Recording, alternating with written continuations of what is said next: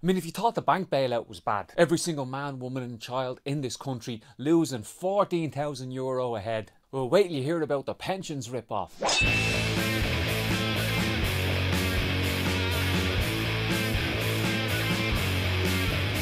That's right, the government wants to take 13,000 off you. That's right, the government is increasing the pension age again in 2021. It's gone from 66 years to 67 years. And not only that, but in 2028, they're going to put it up by another year to 68.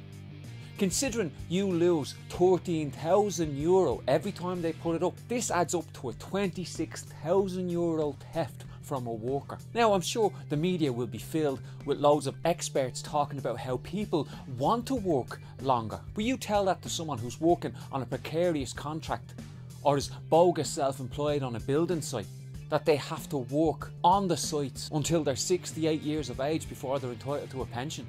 There'll be no fear of politicians having to retire so late. They'll still get to retire early and with big taxpayer paid bonuses in their pockets. And some of them even retire with multiple pensions if they've been elected a couple of times or have done a stint in the EU as an MEP or done a stint in the Senate. But then again, this is about stealing money from us, the working class, and putting it into their own pockets, isn't it? Now, you'd expect some of the bigger unions to kick up a fuss about this, but considering the unions here in Ireland, the big ones, are run by the Labour Party and in bed and in partnership with those that are ripping us off, things are going to be very different here to how they are in France. Over the last 2 weeks, there's been a mass revolt in France. Everything has been shut down by mass strikes. The other day, there was 1 million people marching on the streets of Paris, while millions of others took strike action right across the country, and on the issue of pensions.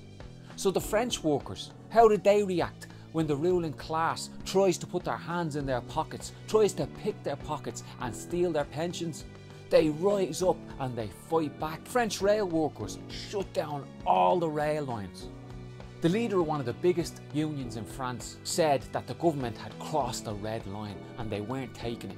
But the most remarkable thing is the power workers, EDF power strikers in Bordeaux, have been deliberately cutting power for the bosses and big business while making sure ordinary people still got their power supply. When the Yellow Vest protest movement broke out last year, it involved left-wing workers and also involved the far right. At the time, I argued that they needed to break with the nasty racist far right who would just divide the ranks of the working class, and they needed to link up with trade union workers and inspire the grassroots in the trade unions to force the union tops to fight on their behalf.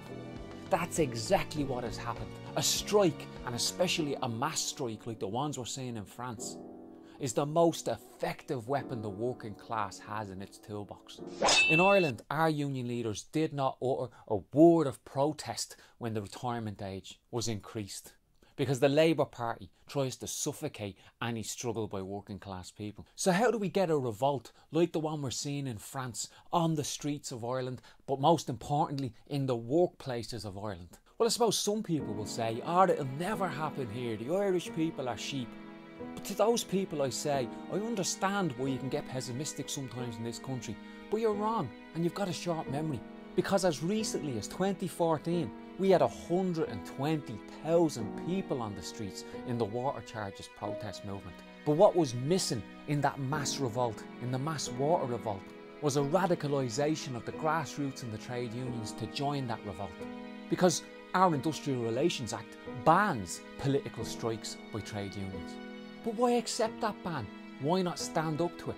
Why see the people who impose such a ban on you as partners and sit down and negotiate with them? You need to kick up a fuss. You need to kick up a fight. We need the spirit of Larkin and Connolly injected back into our trade unions.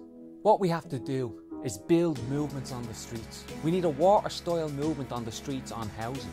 But those people need to make links with grassroots trade unionists, not only because it makes the movement on housing stronger, but also it will help to empower and radicalise the grassroots of the trade unions. Ireland has a history of rebellions, 800 years of people rising up again and again and again. No matter how many times we were crushed, we rose up. That fighting spirit is still there under the surface. We just have to tap into it. And if we do, we can revolt like the French.